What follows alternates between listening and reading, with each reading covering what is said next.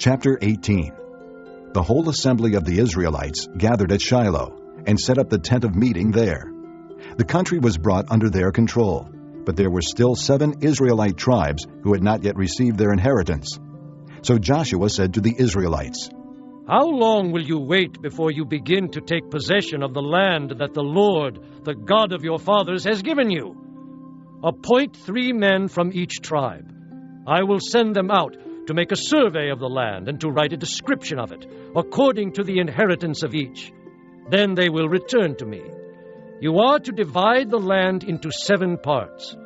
Judah is to remain in its territory on the south, and the house of Joseph in its territory on the north.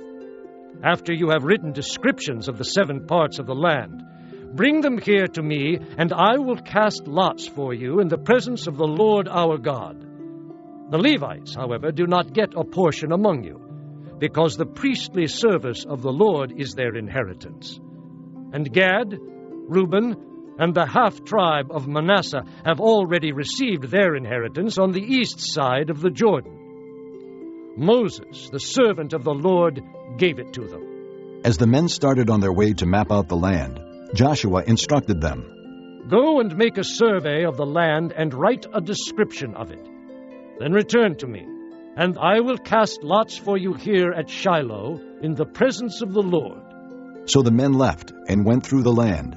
They wrote its description on a scroll, town by town, in 7 parts, and returned to Joshua in the camp at Shiloh. Joshua then cast lots for them in Shiloh in the presence of the Lord, and there he distributed the land to the Israelites according to their tribal divisions. The lot came up for the tribe of Benjamin, clan by clan. Their allotted territory lay between the tribes of Judah and Joseph.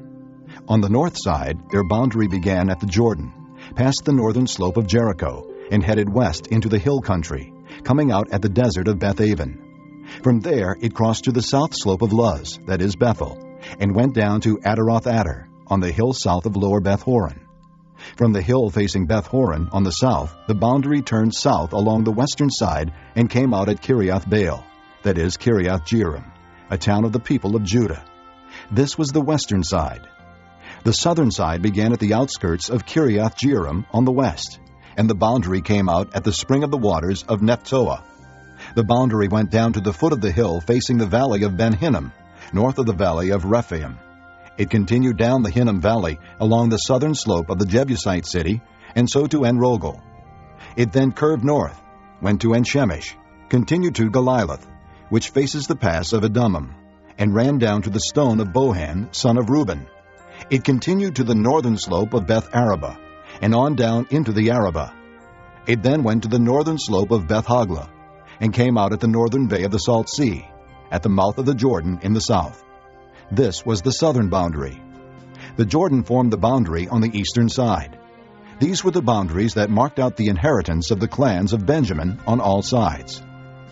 The tribe of Benjamin, clan by clan, had the following cities: Jericho, Beth-Hoglah, Emek-Keziz, Beth-Araba, Zemaraim, Bethel, Avim, Perah, Ophrah, Kepher-Ammoni, Ophni, and Geba, 12 towns and their villages; Gibeon, Ramah, Beeroth, Mizpah, Kephirah, Moza, Rechem, Irpeel, Terlah, Zelah, Haeleph, the Jebusite city, that is Jerusalem, Gibeah, and Kiriath, 14 towns and their villages.